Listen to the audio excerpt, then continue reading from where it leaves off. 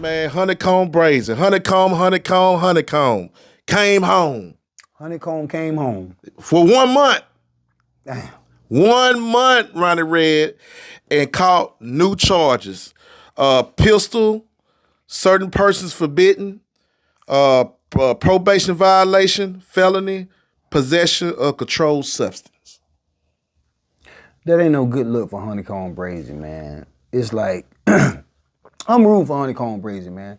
HoneyKomb Brazy is one of the young, solid niggas that's out there in the game that's really about his business. You know what I'm saying? Like, he really living like that, you know, and I got ties to his area in a lot of ways. And what I mean by that is I done been up in that city in Roger Williams projects, you know what I'm saying? I mean, Roger Brown projects, my bad. Roger Brown projects, I've been up in there. This was in the 90s. And plus I also know his Uncle Q. You know, that's his blood uncle. That's his mama's brother. You know what I'm saying? And it's almost like it's sad to see that, man, because, dude got talent, man. He a hell of a talent, dog, and to see it go to waste like that, like, let that street shit go, dog. Like, you certified, young nigga. You made out here, man. Nigga, you got a bag of money made on, nigga, you got a bag of money waiting on you, homie. A big bag. I'm talking about you got out, set the motherfucking internet on fire, YouTube, everything. I'm talking about screaming like a motherfucker, bro. Come on, homie.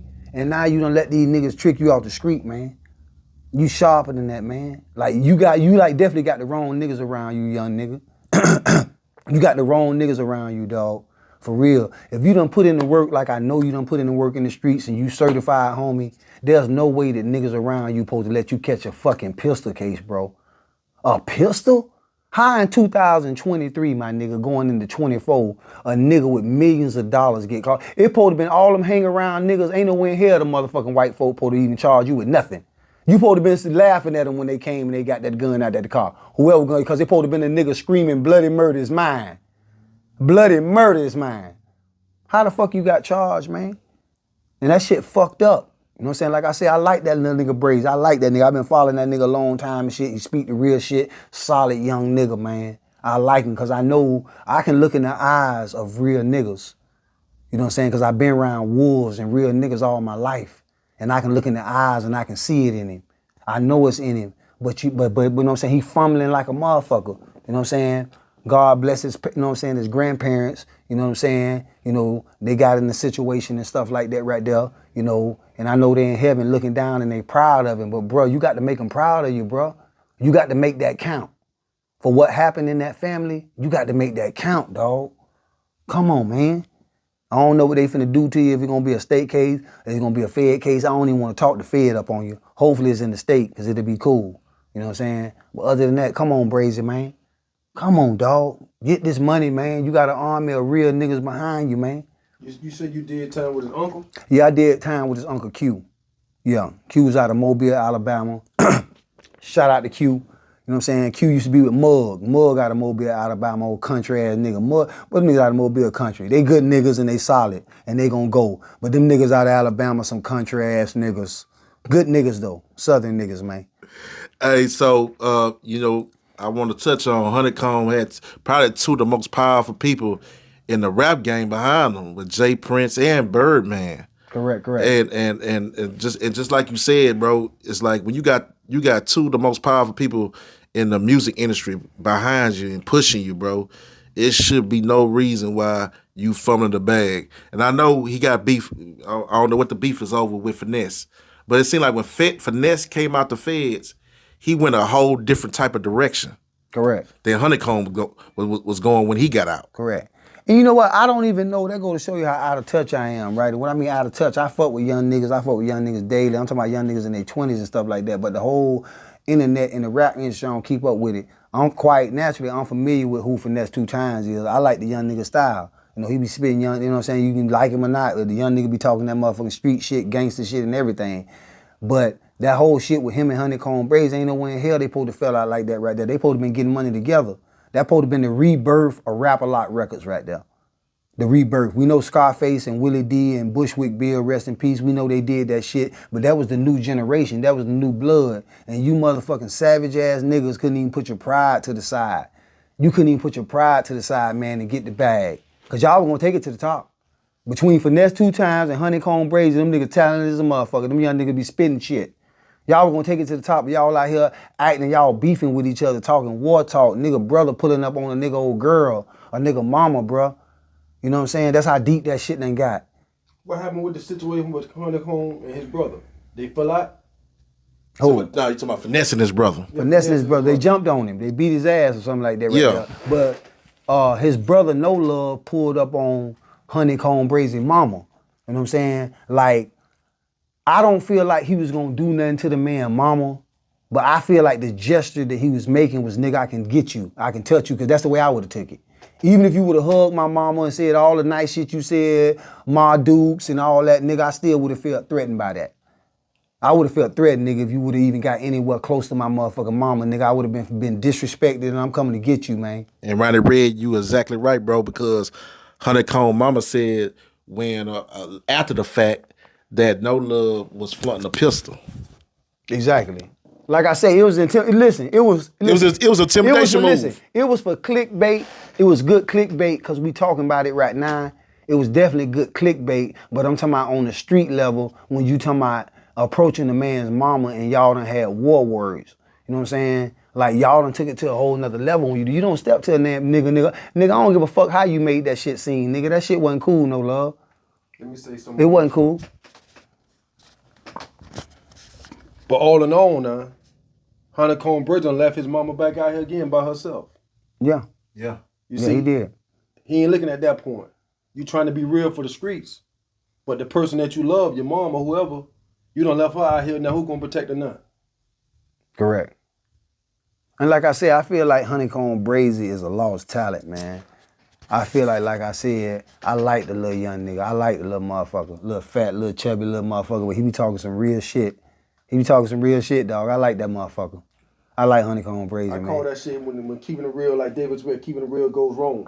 Facts.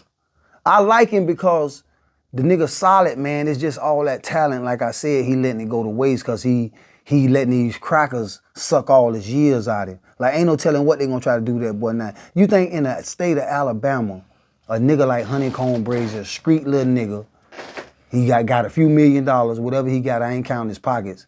But he in that country ass, southern ass, racist ass town, they want that nigga off the street. You fucking right, they want him off the street. This Mobile, Alabama, bro. Gotta be careful because guns and shit like that, the feds be listening. Yeah, ain't no question. But I want to ask you, Ronnie. You said that he's letting these white folks trick him out the streets. Is he letting the white folks, or is he letting it, keeping it real to the hood, trick him off the streets? That's exactly what it is. It's keeping it real to the hood. I ain't gonna say the white folks, you know what I'm saying, tricking them off the street. I meant that in the sense of he giving them what they want. Okay. But you're absolutely right that he's making the decisions that he's making. You know what I'm saying? Because at the end of the day, he is the leader of the family right now. He the breadwinner. He the king. You know, he the lion. You know what I'm saying? And when he go to jail like that right there, he leave his people vulnerable. You know, he leave them vulnerable to the shit, to the sins that he's done. It's a lot of sins that he's done that he leave his people vulnerable to. You know what I'm saying? And we know in his family what happened. You know what I'm saying? And love out to them people, man. Love out to them folk, man. Like I said, I know Q. I was at Coleman USP with Q. I had nothing but respect for that family and love, and I know they're in heaven, man. But come on, HoneyKomb Brazy, man. Tighten up, man. So like me, you know, I'm not into the entertainment world like that, and I know a lot of shit on the internet be fake. But when you in the streets like that, and he done went through the shit that he went through, you can tell him going to prison, he didn't learn nothing. Correct. He basically got back out here with the same attitude, basically, hey, a slap on the wrist. But I guarantee you, if the feds would have picked him up and he would have sat down for a while, see, that's why you see Finesse 2 Times get out and do something different. Yeah. See, he done been behind that wall. No. See, Finesse 2 Times is a federal nigga. And what I mean a federal nigga, I think he did 5 years or 7 years, and I don't rank no nigga. I did 21, but I don't rank no nigga that done did no time. He's still a young nigga, but you know what I'm saying? So that's a bid for him. You understand me? But at the end of the day, I respect his mind, because he understand the Fed talk and he understand it. You know, I ain't seen no, I haven't seen no paperwork on him or nothing like that. I know he's solid, you know, but him and old boy ain't handle business going through it to that deep, bro. Y'all pulling up on niggas' mamas, dog. Somebody put up some paperwork on him, juvenile or some shit, didn't they? Some juvenile shit. Some juvenile paperwork. I don't know. Listen, man, a nigga pull up on my mama, man. Listen, man. One thing that my mama always told me, she said, I done heard stories about you, baby, and the stuff you doing, because you got to think that I'm born and raised in Jackson Heights. So all the crackheads and shit like that right there, they went to school with my mama. You know, she know Miss Betty Rue. She know Ruben L. She know all them people. So I'm out there in the street acting the fool when I'm 13, 14 years old, robbing folks, selling dope and doing all, and they running back telling her. They running back telling my mama this, and my mama telling me, stay your ass out the street, stay your ass out the street. What the fuck is you doing, man? Because I ain't had no daddy. My mama, between my mama and my grandma raised me, and I was raised around all women, so the streets really raised me. I ain't had no father figure. That's where my life come from. All these motherfucking scars and tattoos and shit y'all see on me, this shit is a testimony of my life. I ain't on here trying to fake, I'm just being me, man. And I want to expose motherfuckers like that motherfucker 1099 Jake. The motherfucker you. Motherfucker 1099 Jake. Yeah. But anyway, man. Yeah, man, we, you know, I just want, at the end of the day, man, I want to educate. I want to educate, man. I want to educate the youth. I want y'all to look at me and say, I don't want to be that 50-year-old nigga that's on motherfucking, he trying to get him an Instagram page and get him some money. Don't be me, bro. Go to school, man. Don't be me. Don't be no nigga 12, 13 years old toting no motherfucking gun and motherfucking harming people and doing all. No. Please don't be that, man. Don't be went to prison at a max prison at 15 years old. But they got also, let me say this here. Now you got a person like HoneyKomb Brazy who's embracing the bullshit. Meaning he's embracing toting the pistols, the guns. He's only going to produce more like himself. You see? Correct. Like I said, no lesson. You need guys to come out of prison. And like I say, Brazy ain't have the right. Listen, Brazy ain't have the right people around him at the end of the day. For real, straight up, bro. Because there's no way, like I said, that man supposed to be in jail for no gun, bro. This ain't no motherfucking 95, man. This ain't the 80s. This ain't none of that. In 2023, how a multi-millionaire, a nigga that's the breadwinner of the family and the community, go to jail for a gun, bro? How does that happen? Where the big homies at? Man, listen, I told you, say had that been me, right? And they would have ran down on me and I was in the car with a firearm and I ain't had no business because I'm on federal probation and all that. It would have been a nigga on the side of the road screaming bloody murder. That's my gun. He would have been going so crazy to his gun, there's no way they could have charged me with that. Where was them niggas at for him? Nah, but where the big homie saying, hey, look at homie, you ain't even got to move like that no more. Let's get away from all this beef and riding around with the gun. I don't think HoneyKomb Brazy had a gun on him. Him walking around with a gun. You know what I'm saying? No, I understand what you're saying. You should have had somebody to pull him to the side and say, look at homie, you just got out of prison. Why'd you move around with all these guys with guns and shit like that? Correct. This shit can end your ass up in prison just by being in the car. Yeah, facts. Just by being in the car. Correct. You out here to make money. You ain't got to prove nothing to nobody no more. You done lost your grandma. You done lost your granddaddy. What else you gonna give them? You know, what else you gonna give them? Yeah. He had to start thinking that way instead of trying to prove a point. You got burned. And then I know how you got to think, man. I know that boy hurting like a motherfucker, right? Because I always hearing all his raps. He talk about his granddaddy. I'm smoking granddaddy. He talk about his grandma going to the store for his grandma. And I know there was a big impact on his life. Dog, if something like that would have happened to me, bro, I don't even know if I would even want to been here. I ain't gonna lie, bro. I don't even know if I would have want to been here, bro, if something like that would have happened to me. So I know he going through a lot. Listen, I know the young nigga going through a lot and the young nigga done been through a lot. Cause something like that right there, like he smiling and shit like that, the nigga, but every night he go to sleep by himself when he have thoughts about his people, man. And you know something, you brought up a good point, Ronnie, because I think HoneyKomb has a lot of guilt. Ain't no question. Because the whole reason why the grandparents passed away because of something he did. Yes. You know what I'm saying? So, and that's what could make me live my life. Like I'd be so messed up behind that my actions caused the reaction. And the reaction was the passing of my grandparents. Man, they need to bring back the street code of conduct, man. Yeah. No kids, no women. Listen, this how much shit done changed in the street, bro. I remember back in the 80s, I used to be gunfighting with dudes from across town. But if we seen his mama, Miss Betty Ruth, we ain't trying to harm her. When I see her son, we gonna bust his ass. But we ain't gonna harm them kids and we ain't gonna harm that man mama.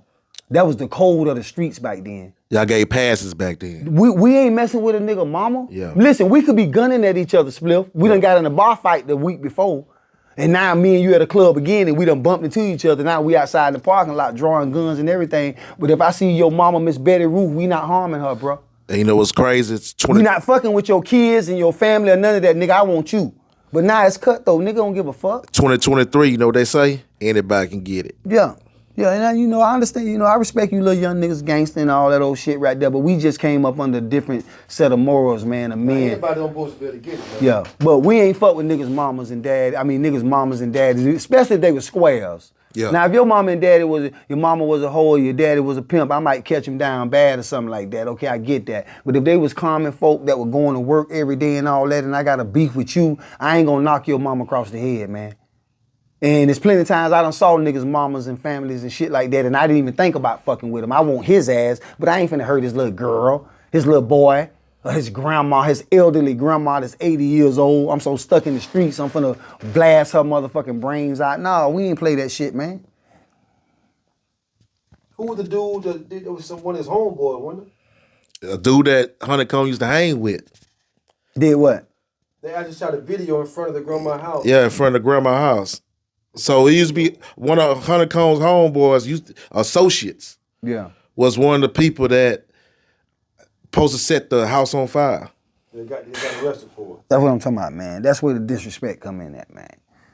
That's where the disrespect come in at. Cause listen, I had sense enough, right? My mama had been living in Jackson Heights for 30 or 40 years, damn near by the time I was born, damn near. And my mama always used to be telling me, she said, one thing about it, baby, I heard things about it in the streets about you, but nobody ain't never threw a rock at my mama's house. And she lived there for decades. And I did it like that on purpose, meaning that everybody knew where I stayed at, but the shit that I was doing in the street was not so much of a malice where niggas was gonna bring harm to my mama's house.